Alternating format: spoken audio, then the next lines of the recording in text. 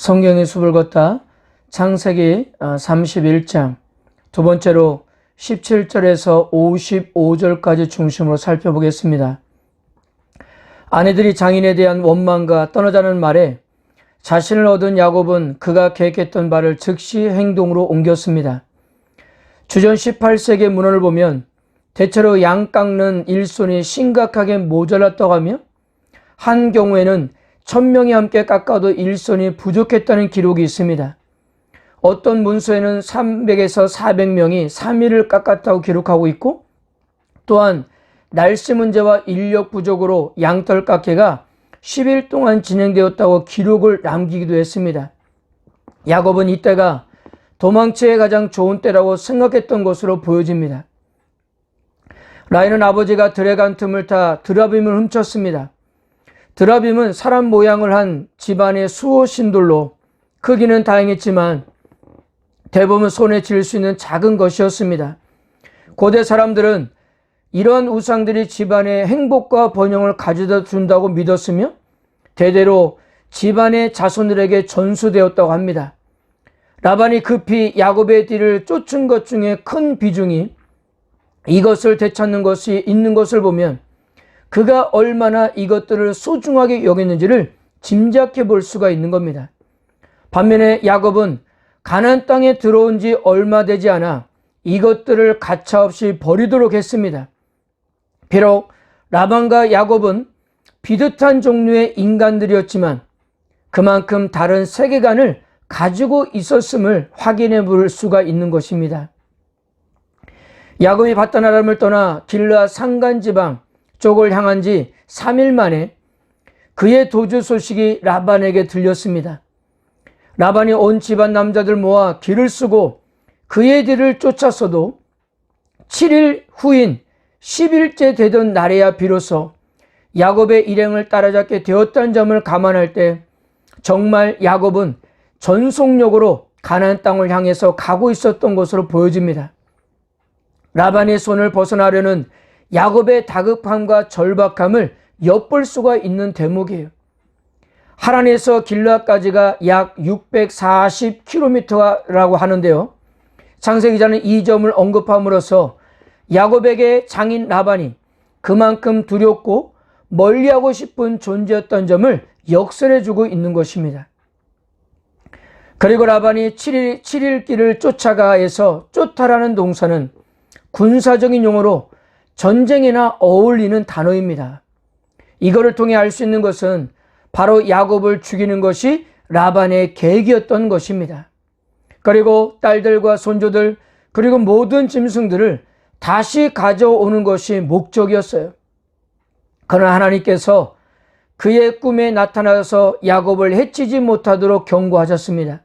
24절 보면 밤에 하나님이 아람 사람 라반에게 현몽하여 이르시되 너는 삼가 야곱에게 선악간을 말하지 말라 하셨더라.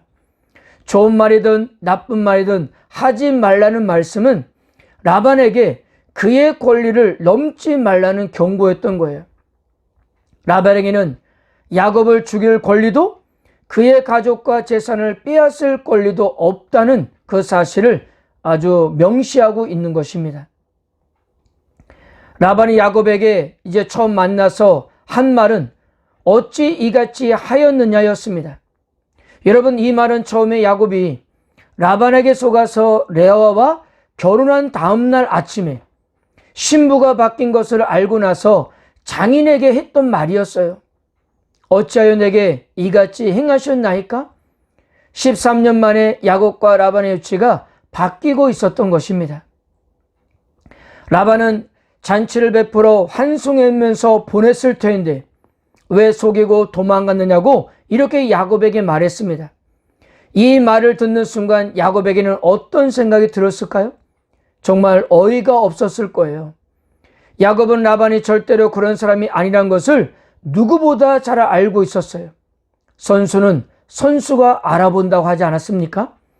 잔머리꾼은 잔머리에 경륜과 연륜 있는 사람을 쉽게 알아보는 법입니다.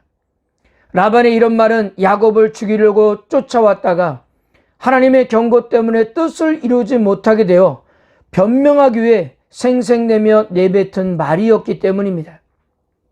그는 야곱을 죽이고 모든 재산과 사람들을 다시 끌고 가려는 목적으로 왔습니다. 그러나 하나님께서는 전날 꿈에 나타나서 그의 손을 묶어버리신 것이나 다름이 없었던 거예요. 그러므로 야곱에게 공치사라도 해야 할 것이 아니겠어요?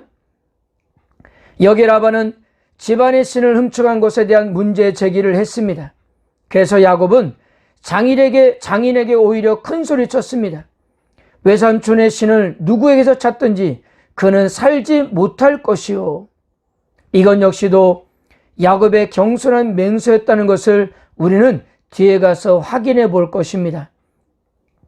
라반과 그의 일행이 샅샅이 찾았지만 드라빔은 아무데도 없었습니다. 마지막으로 라헬 장막에 들어갔을 때 라헬은 아버지의 드라빔을 낙타 안장에 넣어두고 그 위에 앉아 있었습니다. 그리고는 생리가 와서 가만히 앉아 있는 것을 양해되려고 말했습니다. 그 당시 사람들은 생리하는 여자를 꺼려했을 뿐만 아니라 가까이 가는 것조차 두려워했다고 합니다. 여인들이 생리하며 흘린 피가 악신들의 거처로 여겨졌기 때문이에요. 라반도 자신이 믿고 있는 신이 생리하는 라헬이 안장에 드라빔을 깔고 있을 거라고는 상상할 수 없었기 때문이었습니다. 창세기자는 매우 인상적인 방법으로 우상들을 비하하고 있는 것을 우리는 보게 됩니다. 그리고 거기서 재미난 것은 이것입니다. 야곱이 믿고 있는 하나님은 열악한 환경 속에서도 적극적으로 야곱을 보호하시고 돕고 있는데 라반이 믿고 있는 수호신은 연약하다고 하는 여인의 도벽에 놀아나고 있었기 때문이었습니다. 여러분, 정말 신이라면 신이 인간을 납치해야 되는 것이 아니겠습니까? 아니, 근데 오히려 라헬이 친정 식구들이 그들의 집안을 보호한다는 능력이 있다고 믿고 있는 수호신을 납치했다는 사실이잖아요. 그리고 그 신은 인간이 숨기면 숨겨지는 신입니다.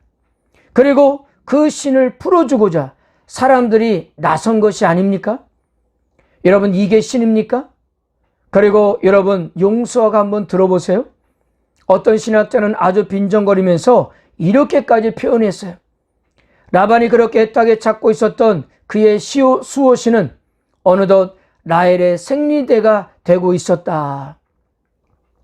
이러한 신을 믿고 있던 라반이 어떻게 살아서 역사하신 하나님이 함께하는 야곱을 이길 수가 있겠습니까? 야곱이 그의 일행의 장막에서 아무것도 찾지 못하고 빈손으로 나오는 라반을 보며 화를 냈습니다. 드디어 20년 동안 마음에 쌓아두었던 모든 서운한 감정들을 일시에 폭발했던 거예요. 야곱의 상한 감정은 38절에서 41절에 기록된 일들을 감안하면 충분히 이해할 수 있습니다.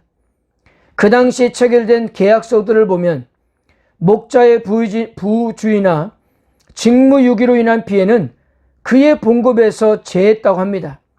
그러나 천재지변이나 혹은 목자도 어떻게 할 수 없는 일로 인한 피해는 주인이 그대로 감수했다고 했습니다. 그런데 라반은 무조건 야곱에게 모든 보상을 받아냈던 것이었습니다.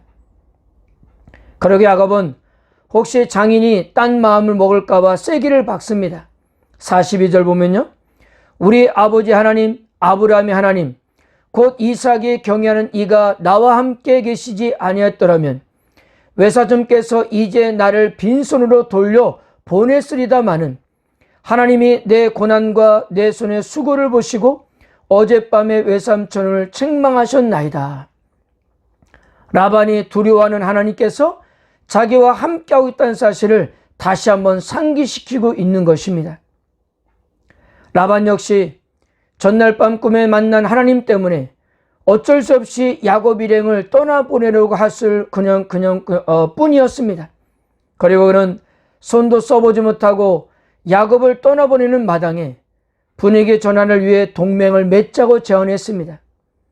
지난 날이 어찌 되었든 간에 이제 좋은 추억만 가지고 헤어지자는 취지였습니다. 야곱과 라반은 증거로 돌 무더기를 세웠습니다. 돌을 쌓은 것은 땅의 경계를 표시하거나 어떤 사건에 대한 증거로 흔히 사용되었는데요. 그러나 구약에서 돌무더기로 언약을 맺었던 것은 이것이 유일합니다. 라반은 돌무더기를 아람어로 여가사 하두다라고 이렇게 말했고요. 반면에 야곱은 그것을 히브리어로 갈르엘이라고 이렇게 불렀습니다.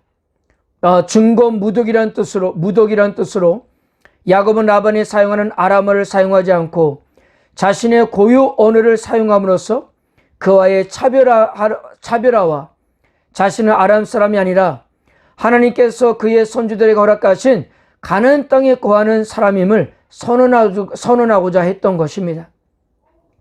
베델에서 안전한 여정을 약속했던 하나님께서 드디어 야곱이 안전하게 돌아오도록 허락하셨던 것입니다. 사랑하는 성도 여러분, 오늘 야곱과 라반을 보면서 우리가 누구를 의지하고 누구를 믿을 것인가가 분명하지 않습니까? 여러분, 야곱과 함께했던 그 하나님만을 믿으시기를 축복합니다. 여기에 참된 평강이 있습니다. 여기에 참된 위로가 있고요. 미래의 진정 보장이 여기에 있습니다.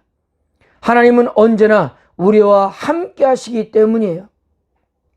그러기에 야곱처럼 하나님만 바라보시고 하나님만을 의지하시기를 바랍니다.